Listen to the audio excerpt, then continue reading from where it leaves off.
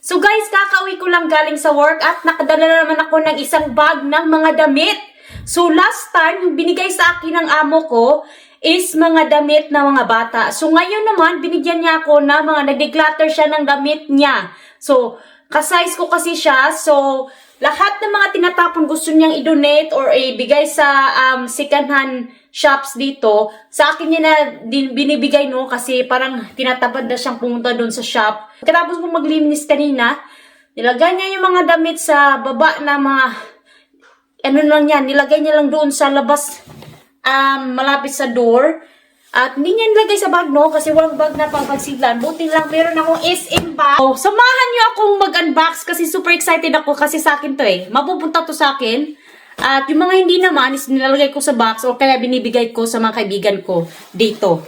So, yung una nating, lahat ito pang winter ha.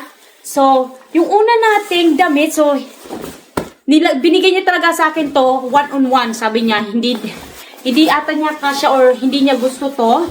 So, bibigyan niya lang sa akin isang jacket. Tingnan nyo, yung brand, napaka-popular na brand to dito sa New Zealand, no, at mahal to. Kasi tingnan nyo, parang pang snow, jacket. So, ayan. Puffer jacket. Sukat nga natin kung kasya-kasya sa akin. Perks of being a kasambahay o katulong, no? Meron pa talagang, buti lang tagang amo ko, namimigay sa akin ng mga bagay-bagay. So, isukat na. Sinukat ko na to kanina. Kasi tinanong niya sa akin kung kasya sa akin, ibibigay niya sa akin pag kasya. Pag hindi naman, ay sa iba niya ibibigay. So, buti na lang talaga, nagkasya. So, tingnan nyo guys. So, ayan. Hindi na ako lalamigin. Kasi meron na tayong puffer jacket. Tingnan natin kung may pera ba sa loob ng... walang pera. So, cha-ching. So, perfect na perfect talaga kasi sobrang lamig na ngayon dito sa New Zealand, guys. At ito is good for you if you're cold. So, buti na lang. Klarong-klaro naman na brand new pa. Tapos, bumili daw siya ulit ng iba. So, ayan, di ba? Kapag mayaman ka talaga, bigay mo lang tapos bili ka ng iba. So, ayan, brand Huffer na jacket. Naman, mga knitwear. Knitwear. So, panglamig nga. So, ayan. Wow! Ang ganda. So, ayan, yung boss ko, hindi siya masyadong mahilig sa sa mga mamahaling mga damit. Bibili lang siya sa kung saan-saan. So, kahit mayaman sila, hindi siya masyadong price tag. Hindi siya bumili ng Louis Vuitton na bag or mga Gucci na bag or mga branded na mga bagay-bagay. Kasi simple lang talaga siya. As in, hindi mo mahalata na sobrang yaman niya. So, ayan, yung damit niya. Ayaw na din niya ito. Baka sobrang laki sa kanya. Medyo maliit kasi yung amo ko sa akin.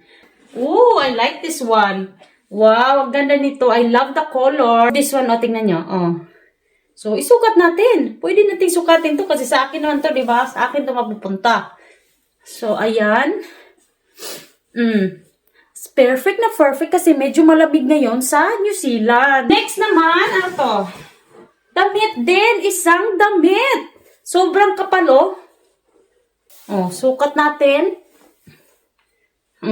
Mahilig siya sa maitim, yung mga plain na color. Hindi siya mahilig sa pink, green, or anything. So, ayan, yung ating... Ito mga pang wow, ito ano to? Ooh, tingnan nyo. The North Face. So, The North Face pa siya yung brand nito. So, ito ay parang siya, fleecy jacket. Kapag lalabas ka lang. Tapos, so, ito yung susuot ko natin mamaya. Pag sundo sa mga bata. Ito na lang. Kasi, siya. It's like that, pero,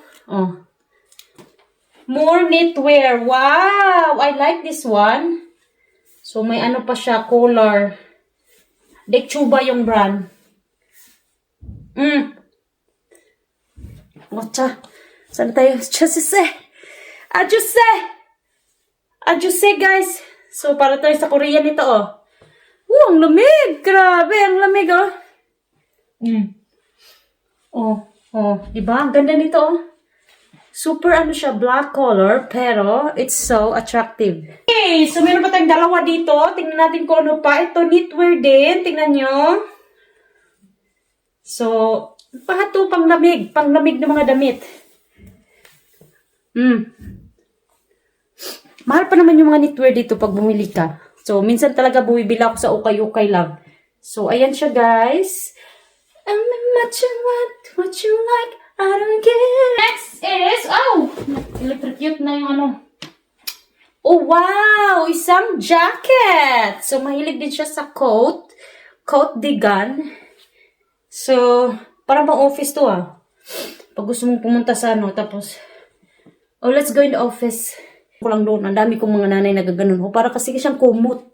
This one is parang kumot na coat. Boss ngayon. So, ayan na siya. All of it. So, ayan. Maraming salamat sa aking amo.